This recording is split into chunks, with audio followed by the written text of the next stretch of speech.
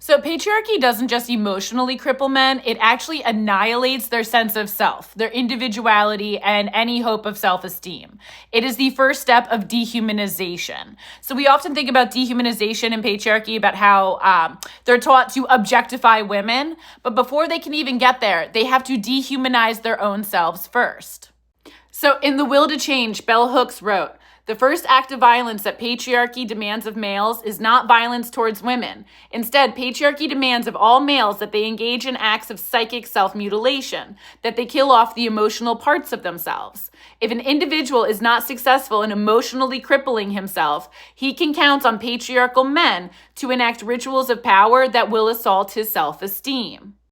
So yeah, the process of emotionally crippling boys is required to annihilate their sense of individuality, self-esteem, and personal empowerment.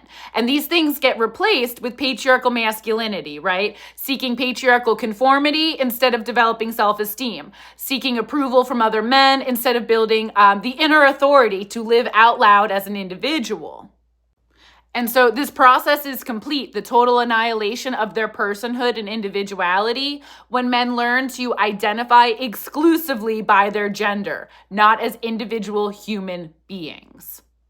I'm Coco. I do deep dives into dismantling patriarchy, looking at the psychological roots of what's going on, sociological phenomena, the political mobilization, all of it. Check out my YouTube, Paraculture Coco, if you're into deep dives, or just follow along here.